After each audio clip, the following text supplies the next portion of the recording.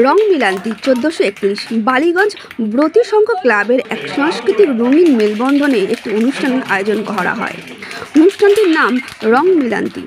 এই অনুষ্ঠানে অংশ নিয়েছিল ছোট ছোট বাচ্চারা।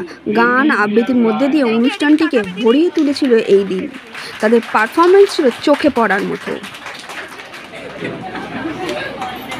আমি এই সুযোগে একটা কথা বলি,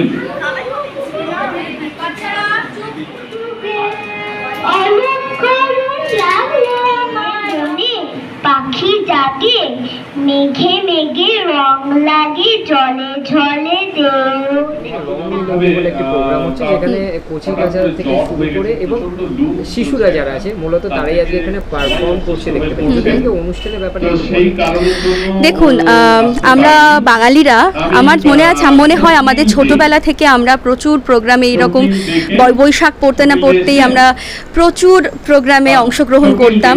বিভিন্ন ক্লাব থেকে প্রতিযোগিতা হতো, সব জায়গায় আমরা অংশগ্রহণ করতাম।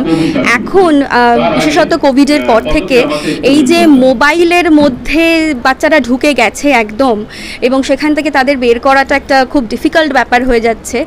তারপরে বাংলা সংস্কৃতিকে তারা ঠিক মতন চিনছেই না। যতটা স্কুলে তাদের পাঠ্যপুস্তকের মধ্যে পড়ছে ততটুকুতেই তারা আনন্দিত, এবং আনন্দিত বলতে হয়তো এটা প্রশ্ন সাপেক্ষ, কারণ অনেকে বাংলা পড়তেই চাইছে না এখন।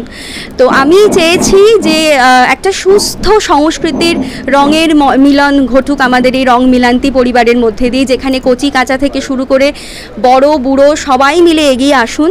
তারা বাংলা সংস্কৃতিকে এগিয়ে নিয়ে চলুন, বাংলা ভাষাকে ভালোবেসে বাংলা গান, বাংলা নাচ, বাংলা কবিতা সব কিছুর মধ্যে দিয়ে যাতে আমরা এই সংস্কৃতিকে অনেক দূর এগিয়ে নিয়ে যেতে পারি, এটা আমাদের একটা ছোট্ট পদক্ষেপ। বাকি চলা তো এখন সবে শুরু, বাকি আছে এখন।